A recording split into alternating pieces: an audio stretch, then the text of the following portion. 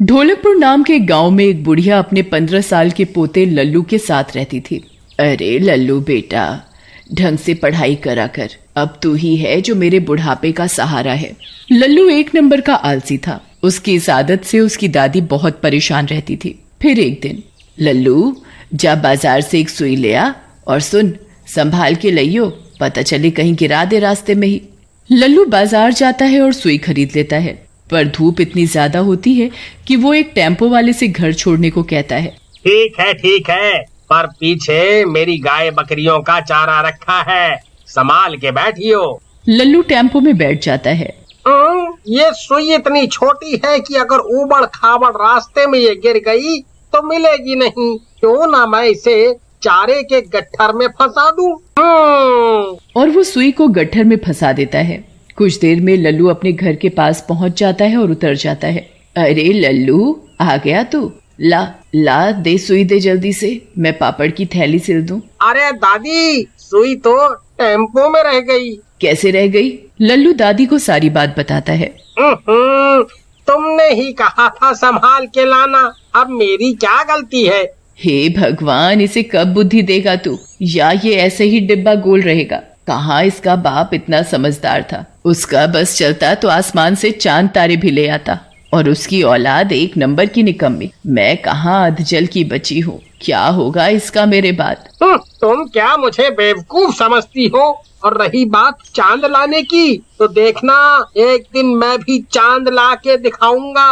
हाँ। और गुस्से में वहाँ से चला जाता है। लो देखो, इसे ताने भी समझ नहीं आते।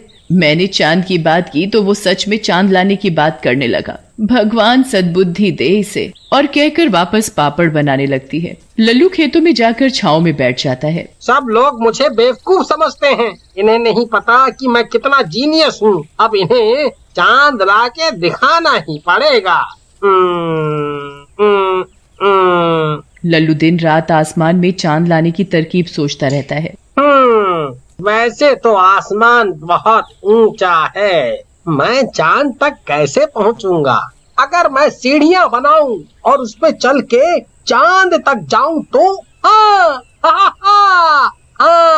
यही एक तरीका है चांद तक पहुंचने का। वाह वाह वाह वाह वाह। दिन बीतते हैं, महीने निकल जाते हैं और फिर साल। अब लल्लू 20 साल का हो चुका होता है, और इन सालों में लल्लू ने एक बहुत बड़ी सीढ़ियों का जीना बनाया जो कि सीधा आसमान तक जा रहा था। अरे ये लड़का पागल हो गया है। हाँ।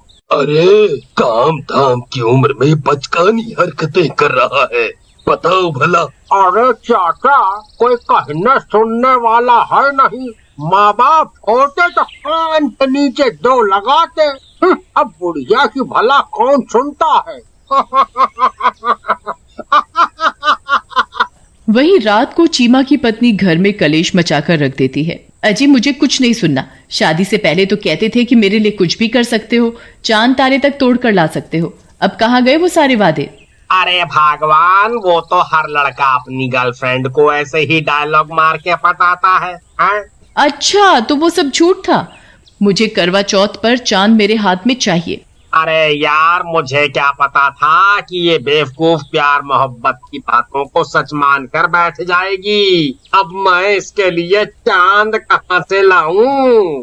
परेशान चीमा मन की शांति के लिए बाहर घूमने निकल पड़ता है। तभी उसे लल्लू का जीना दिखता है। उसे तुरंत एक तरकीब आती है। वो कल्लू के घर के बाहर ही छुप जाता है। लल्लू जैसे ही सोने के लिए अंदर जाता है, चीमा उस जीने पर चढ़ने लगता है। सैकड़ों सीढ़ियां चढ़ने के बाद चीमा आसमान तक पहुंच जाता है।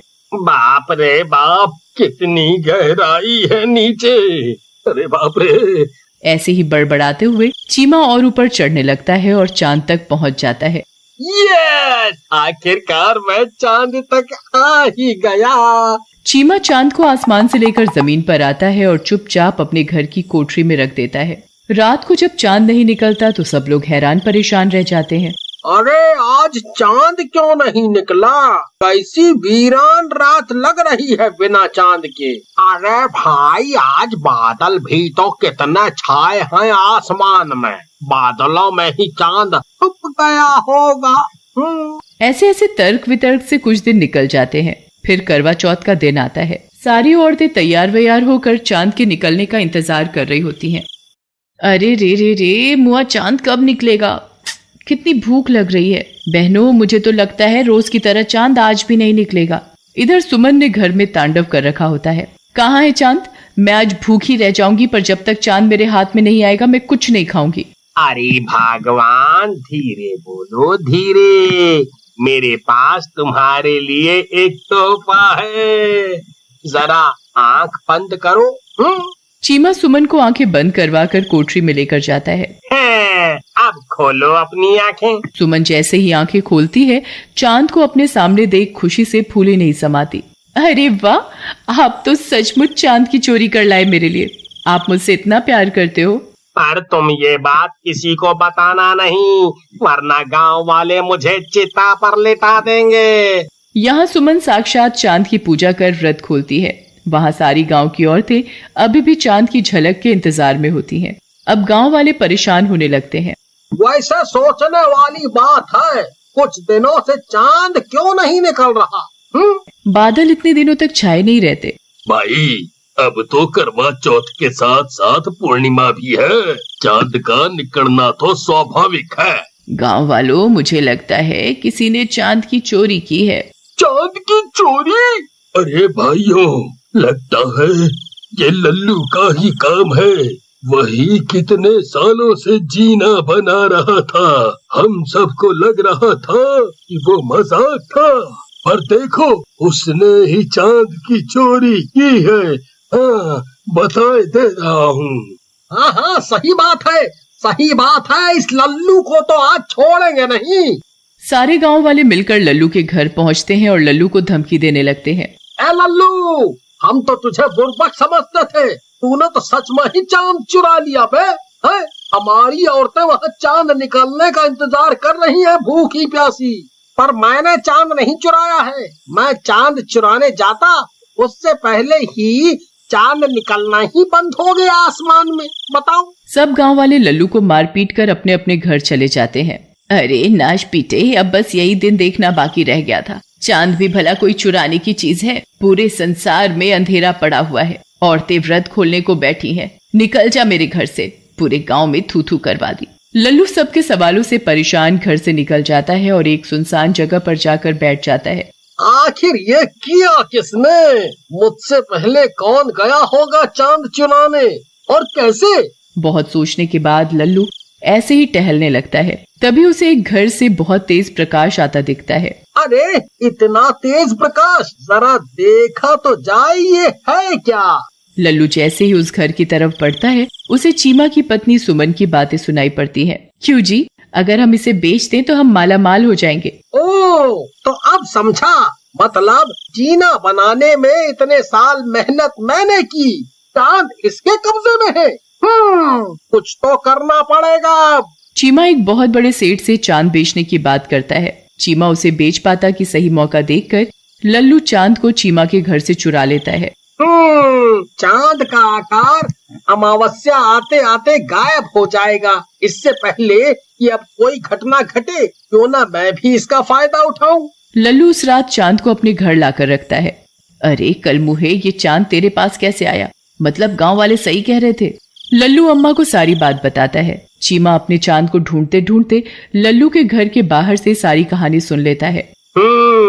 यही सही मौका है। गांव वाले पहले ही लल्लू से भड़के हुए हैं, क्यों ना आग में घी डाला जाए। चीमा हाथ में चमचा और भगोना बजाते हुए पूरे गांव में ढिंढोरा पीटना शुरू कर देता है।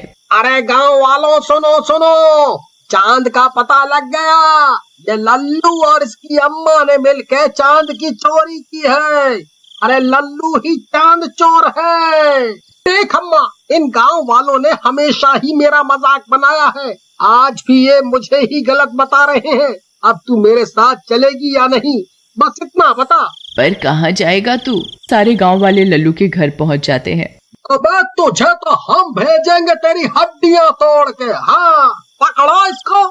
जैसे ही गांव वाले लल्लू की तरफ बढ़ते हैं, लल्लू फटाक से अम्मा का हाथ खींचता है और जीने पर ऊपर जाने लगता है और नीचे का जीना साथ के साथ तोड़ता चलता है, जिससे गांव वाले उसे पकड़ ना सके।